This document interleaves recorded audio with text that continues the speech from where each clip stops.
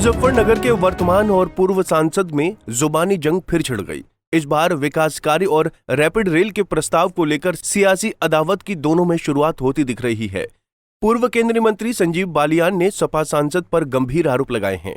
उन्होंने कहा कि हरेंद्र मलिक झूठ की राजनीति कर रही हैं, इसे बंद करके उनको विकास की राजनीति करनी चाहिए। आज तथ्यों के साथ पिछले 3 साल के 4 साल के जितने पत्र हैं वो मेरे द्वारा मीडिया को दिए गए, जिनमें सिद्ध होता है कि प्रस्ताव बहुत पहले जा चुका।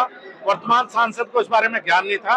एक कॉपी में उनके पास भी भिजवाना जिससे उन्हें ज्ञान हो जाए इस बात का, और आगे से वे झूठ की राजनीति, आरोप की राजनीति ना करें, विकास की राजनीति करें। मुजफ्फरनगर में जो प्रोजेक्ट पेंडिंग है, चाहे वो दौड़ा से पानीपत रेल लाइन हो, चाहे आरटीएस को मेरठ से मुजफ्फरनगर लाना हो, चाहे मेडिकल कॉलेज की स्थापना हो, चाहे एक नया नेशनल हाईवे है, जो प्रोजेक्ट बीच में पेंडिंग में छोड़ के हटा हूं, जनता ने उनको काम दिया है और वो विकास की राजनीति करें और उन प्रोजेक्ट में काम करें। मेरा उनसे ऐसा निवेदन है। मुजफ्फरनगर भाजपा कार्यालय पर शुक्रवार को संजय बालियान ने पत्रकार सम्मेलन बुलाया था। इस दौरान उन्होंने मुजफ्फरनगर के सांसद हरेंद्र मलिक को रैपिड रेल प्रस्ताव और विकास कार्यों के मामले में आड़े हाथ लिया। दरअसल इस समय मुजफ्फरनगर में संजीव बालियान की सांसद निधि के कार्यों को लेकर घमासान मचा है। संजीव बालियान का कहना है कि सपा सांसद हरेंद्र मलिक ने दिल्ली से चलकर आने वाली RRTS पर मीडिया में झूठ बोला था। सांसद ने कहा कि रैपिड रेल को मुजफ्फरनगर तक बढ़ाने का कोई प्रस्ताव केंद्र सरकार तक नहीं पहुंचा है। इस बात पर पूर्व केंद्रीय राज्य मंत्री संजीव बालियान भड़क गए और सांसद के आरोप का जवाब और अपनी सफाई देते दिखे।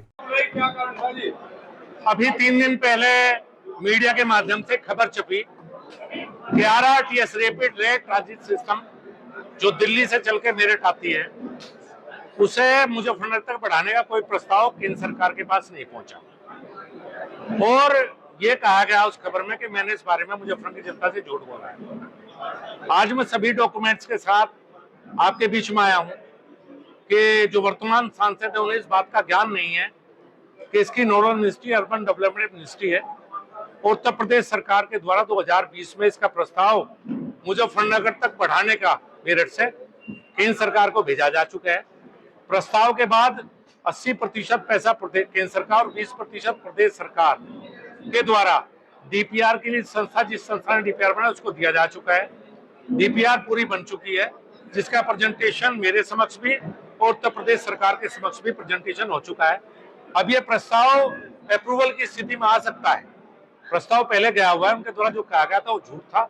इस दौरान संजीव बालियान ने हरेंद्र मलिक पर निजी हमले करते हुए कहा, जो वर्तमान सांसद हैं उन्हें इस बात का ज्ञान नहीं है कि इसकी nodal agency urban development ministry है। साथ ही ये भी कहा कि कम ज्ञान के सांसदों को थोड़ा पढ़ा दीजिए। अब यहाँ भी थोड़ा सा ज्ञान की कमी है उनमें।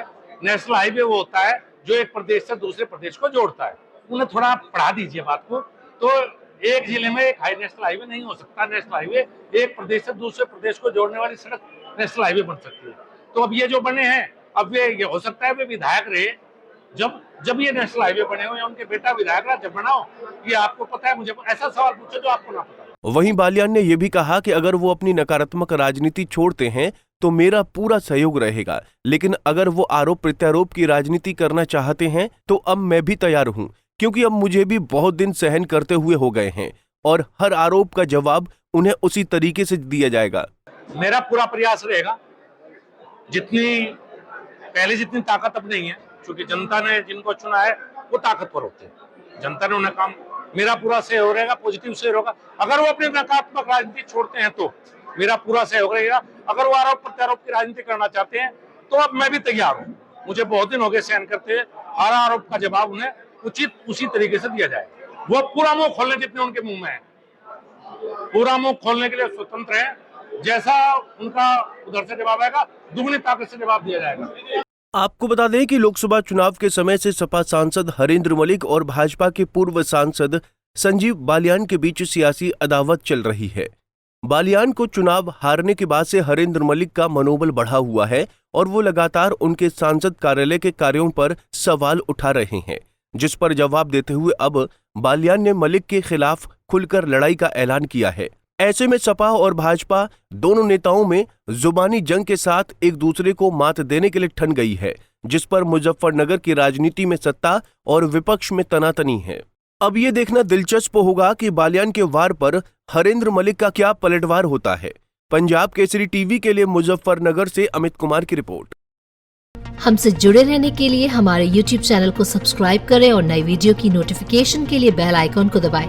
अगर आप ये वीडियो Facebook पर देख रहे हैं तो लाइक जरूर करें और ज्यादा से ज्यादा शेयर करें। धन्यवाद।